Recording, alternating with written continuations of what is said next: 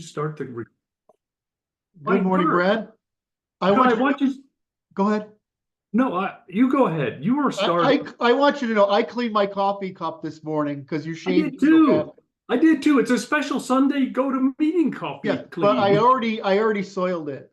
All right. Yeah, it doesn't take much. It doesn't take much. Doesn't It take has much. something to do with a beard. It has something to do with the beard and We mustache. have the same cup too, but Yes, just for the audience, just so they can yes. admire that.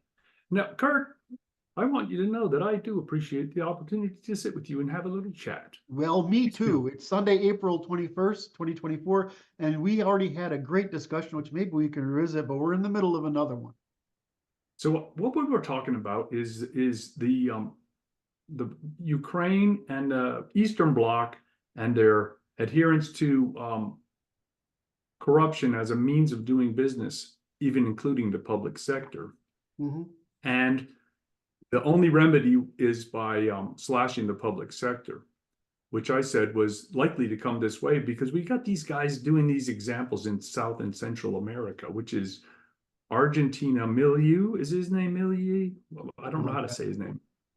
But he fired a huge amount of public sector workers, and now their government is in the black, which is like, okay. And I'm like, that is likely to be an example coming this direction because Elon now the Musk did it. American, Elon Musk did it. And yeah, Melia's done it, right? I mean, this example is setting out. But I don't, the people don't know this, but American business did this in the 80s, which is where all the franchises came from. Is that during the Soviet era, all the Boston Consulting Company and other consulting companies told American business and European business to go get them to build this administrative structure where there was like one manager for 5 people. And by the 1970s, the advantage of America in our economy had been all consumed by that increase in overhead that did nothing of value, actually hurt value because it becomes extractionary, like not even corrupt, just friction. And so in the 80s, all the big companies in America, it's famous in the business literature of the time, they went through and fired all their middle management. And it did nothing except increase profits and velocity of adaptation to change. All right, because and then we found out that we got into the 80s and 90s that you want actually just-in-time production where the workers are worked in teams that have total control over what it is they do. And only thing the management is doing is setting the goal for them to meet, and that's even more kicking out management. Then I wrote software in the 2000s that said, here's how you get rid of the rest of middle management. Right? And so, it's actually methodologically not difficult. You just need the information in the software, depending on the kind of business you're in. The software will provide you with that information. It's not going to help you in advertising, for example, because that's just a one-off creativity thing. But anyway, so it's happened repeatedly, and so I guess we're going through the next wave of it. Is that what you're trying to say? I say this is that innovation that you're discussing, which is getting rid of middle management, has never got the government. The government has remained the same. Yes. Okay.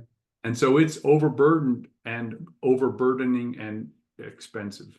Mm-hmm. That's coming this way. And the other thing that's coming this way is that from El Salvador, which is round them up and treat them rough that are bad. And I think that's coming here hard too. And it's like, okay, we're heading into some weird times, man. And Well, I okay. mean, isn't the general wasn't the what's his name's God, I can't believe I'm not pulling up his name off the top of my Huntington. It's Samuel Huntington. Wasn't that Huntington's a good? I said we're just going to go back to the competition between civilizations, the conflict of civilizations. Right, we're going to go back to that, and we're going to and I add the uncomfortable part, which is because civilizations represent races. And so we're going to go back to the conflict of civilizations, where there's a conflict in methodology by the way these places operate. But we're going to go back to the age of empires, essentially, which is civilizations replacing empires, right? Networks of people with common interests don't necessarily need imperial control, but they're going to go out and say, well, we're going to restore trade preference to the network. In other words, Yes. we're going to get away from global trade and restore the tradition of preference to the network, right? Well, what's one part of that realization is the stuff that the West has been producing in this effort to end world wars by eliminating empires and converting them to federations of nation states, which is the end goal here, was what I understand it. And the subsequent use pressure to use military and economic and financial force to encourage people to get into this global economy and all modernize so they are wealthy enough to do that. Right, that's great, but we sent out all this other crap on top of it, which is the shit you and Martin and the whole fucking conservative movement hate, which is this bullshit left-wing optimism that sits on top of that very conservative geostrategic strategy, right? Because who makes the conservative geostrategic strategy is aristocrats and militarists, right? Who have a civilizational want of responsibility for the status of their people. And who rides on top of this is your favorite author's clerical class, right?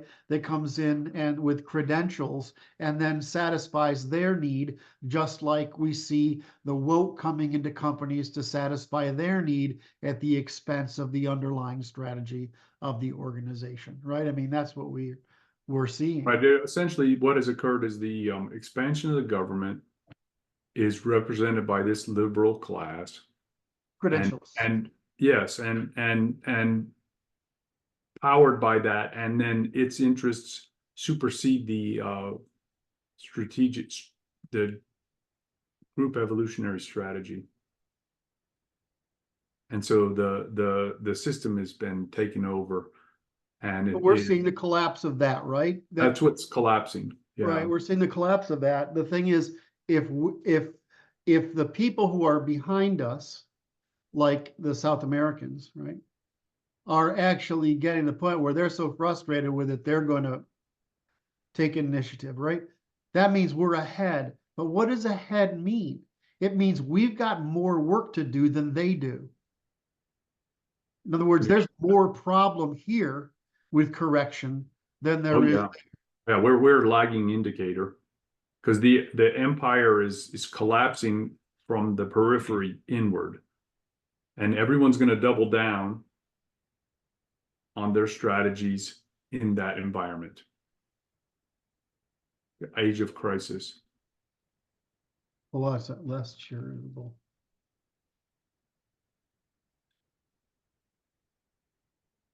Share it. I'm defecating on Seymour Hirsch. I'm just letting you know, that's okay. And this is, it's a time sensitive thing here. But anyway, so I think what we're just talked about is actually what did no, nothing. I'm just okay.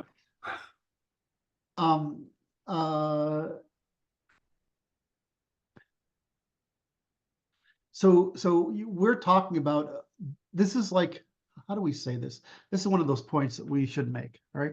okay. So we work with limits, right?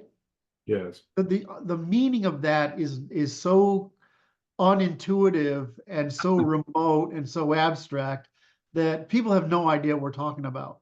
But when we say something's decidable, we reduce it to the first principle, the limit. What is the thing that is at the end of this that produces the ability to make a judgment? Okay. So it's sort of like thinking in, somebody say, we'll take the long view. So we're essentially taking the long view in time across everything, right? We start the longest view possible. The longest view possible. And so when we talk about these things, we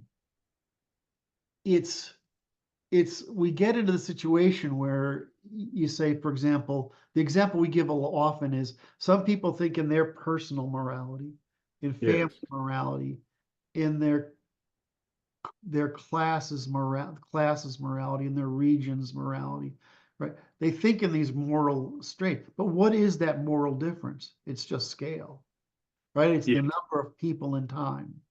And so the same thing in economics. People think about their personal income, their family's income, the small business income, right? If they can think above that, it's a miracle, Yep. right? Medium-sized business, the enterprise, the industry on one end, right? And then on the other end, it's the society and its social products, the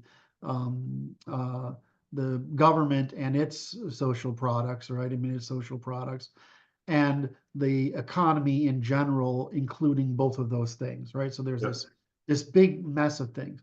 And so what people do is they go at the limit of their understanding.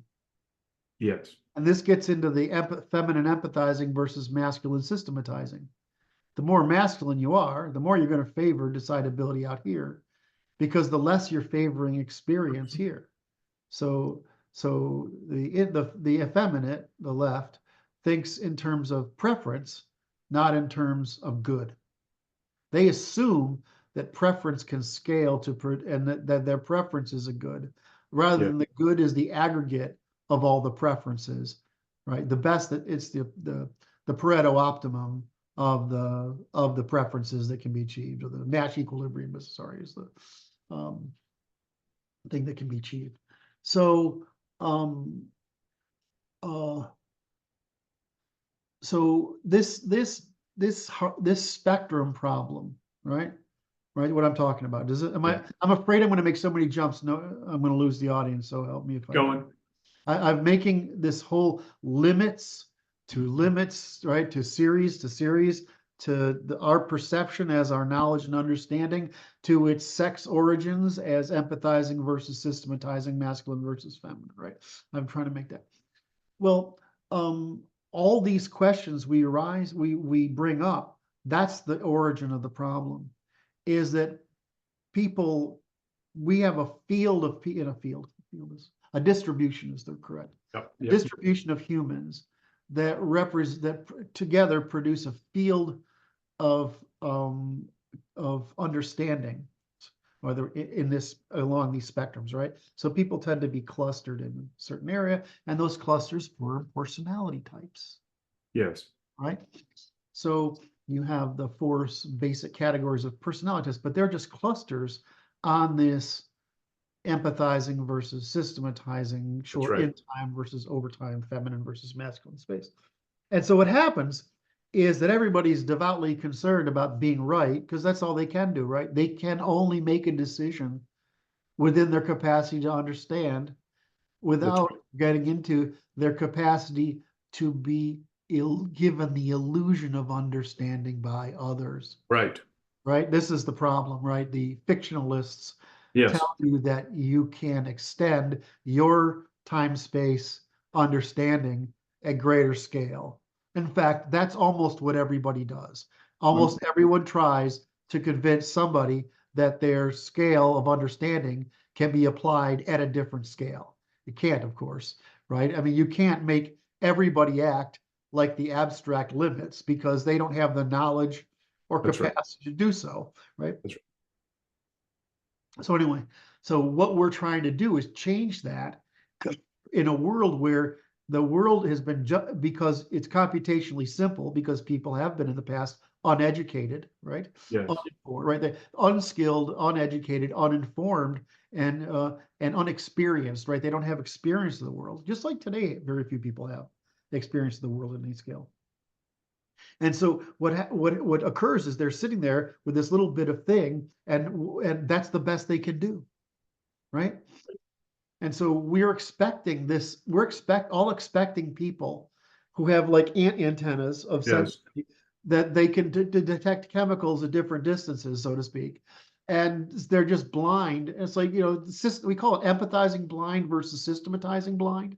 In other words, women can't understand the male perception, the men can't understand the female. Actually, it works the other way. They can't understand it and think it's evil. We can't understand it and think they're childish, which is actually true. I mean, from their perspective, each perspective. So anyway, I guess I'm trying to get across that this is how we think about the world, and we're sitting here trying to provide a vehicle by which to help people understand how that world works. Yes. so that the people who lie to them that say your method of understanding can scale this way or scale this way or work in that field Well, right, because they lie because they and, lie, and they use that to control the politics. right? When good is ascertainable, right? But it's almost always conservative, right? Yeah, This is the difference. It may preference doesn't scale and it's often liberal, right? Progressive, but good doesn't, but preference doesn't scale. Only good scales because good is the accumulated effect of this stuff over some period of time, which is really just the Kantian imperative, right? It's a, it's uh, you always do what's true because, and you ask yourself, what if everybody did this? right. Which is basically how conservatives think, which is why progressives don't understand them. Some conservative will say something which sounds absurd to the progressive because that wouldn't happen. We're not saying that. We're saying that at the limit, if everybody did that, what would happen? Therefore, what will be the manifestation of increasing amounts of this? Yes, Conservatives don't think about that as I just described it. It's just how their systematizing intuition works. yes, And so we have this amazing conflict, and we are sitting here, you and me in particular, the extended group of our guys in general, trying to fix this problem in human thought by providing the foundation of education that lets us solve political questions, despite the fact that we've had an introgression of the feminine and the destruction of feminine short-term thinking over the past century and a quarter. Or half. that you're done with your arc. Since you're drinking water, I'm thinking you're done with your arc. Did my arc, thank you. It goes like this. To bring it back to our prior conversational topic, this has occurred by the credentialism and centralization of authority in the government, which has resisted innovation that has already taken place in the business world. And that's what's coming. To correct it, we have to decentralize to allow people to express their preferences and biases at local scale That's right. in politics. And the central government is going to be decentralized hard. That's Yeah. what's coming. So And it's okay. how do I even refine what you said more? The more, if it's about people you interact with, it's local. Yeah. If it's about people that are distant from you and you don't interact with, it's not local, right? When we talk about local, that's a positiva, right? It's what we want to have. When you talk about conflict resolution, right? Differences between positivas, Yes. that's a via negativa, right? So a conflict resolution. And so what the left tries to do is spread their demand for monopoly, which is Yes. basically empathizing, right? They want everybody to agree because they don't want conflict. So they create conflict in order to make people agree, right? Whereas the right suppresses conflict to let people choose how they agree, Yes. right? So the right only suppresses uh, unethical contact. In other words, the indirect, whereas the right only suppresses indirect, right? Which is you can't do these things because they're immoral. What constitutes moral for you is different. Whereas the left says moral is what we say it is, and we all have to act the same.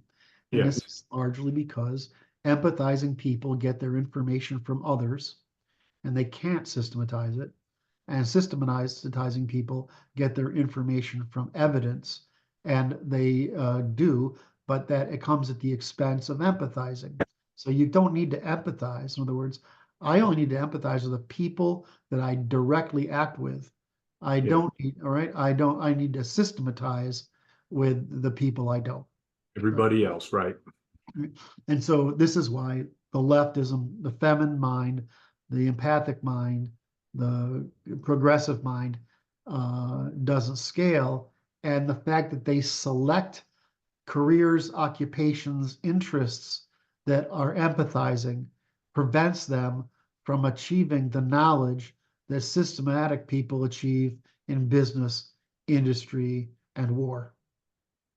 Science, industry, business, and war, or the sciences that aren't false, business, industry, and war. The Sciences that actual aren't false, sciences. and yeah, the actual sciences. I should say that the sciences that aren't false, technology, engineering, business, industry, and war, which are all they're all material. So the falsification is there and evident, right, for Very you. straight, unavoidable. Whereas because so under social construction, there's no contrary evidence to you except opposition.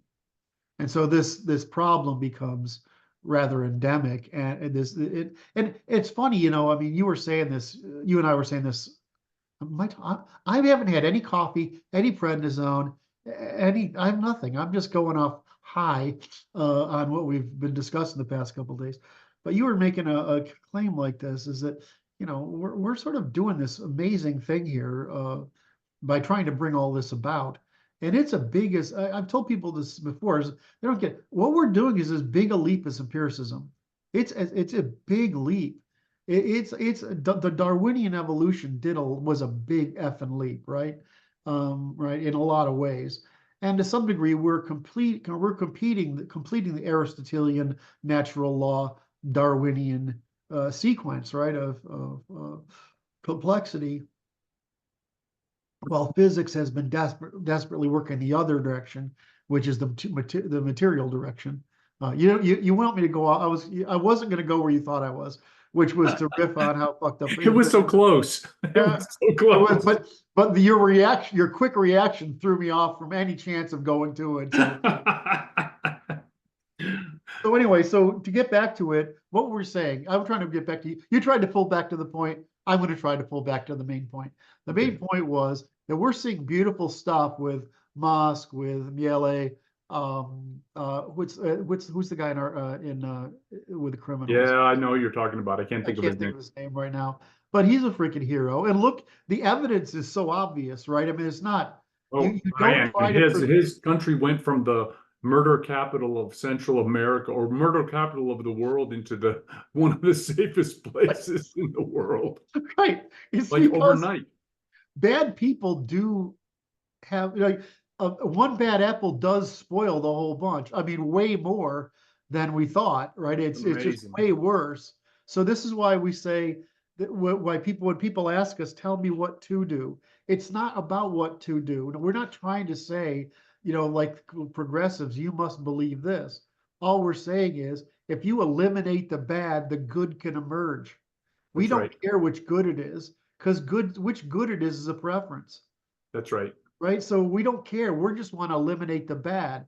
And so the people always assume we have some trivial point, like in the previous mode of thought, but we're not in the previous. They can't help it. They can't help it. We don't live in that previous mode of thought. We live in a more advanced mode of thought. They can't think outside of their philosophy. Right. They don't. Well, they don't have it. They have no framework to think about. That's why I say what we're doing is as important as empiricism, right? The prelude to the scientific revolution, because that's right. Someday empiricism happens, which then changes what's testifiable, right? That's what we're doing. We're changing what's testifiable, and then the scientific revolution is what results from changing what's testifiable to actually implementing what's testifiable, right? And actually doing the research work with testimony. And so that's all result. We're doing the same thing. And, you know, Darwin took away false causality to some degree, right? He explained causality. And we're just saying, okay, we take that causality, we apply it to everything. It turns out the universe is fucking simple. I mean, we talked about this the other day. I had I don't know, it was an episode last night or this morning. I was thinking, I can't remember anymore what it's like to think the world isn't simple. I mean, it's just, okay, everything makes sense. And it's just, well, what if more people could do that? That'd be better.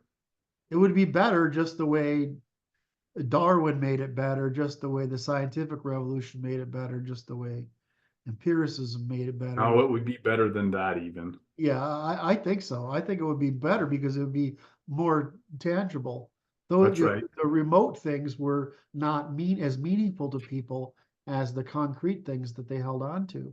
And we're changing the low level. In other words, we're getting, just as science goes from the broad to the general to the specific, we're getting down to the grains of sand in the specific that allow us to make statements about behavioral and social and political economic matters the same way we make decisions about chemistry. Right. Right. And so that it has a profoundly personal impact on everybody. Yes, which is why they'll rebel. I mean, there was a rebellion at the political level against science, right? I mean, science and empiricism. There was a later rebellion against Darwinian. I think of my Ned Ludd, my friend Ned Ludd. Yes.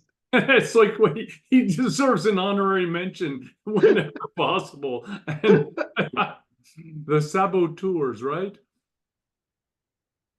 Well, I mean, we could actually claim the whole Marxist system is just saboteurs. That's what they are. They're Luddites, right?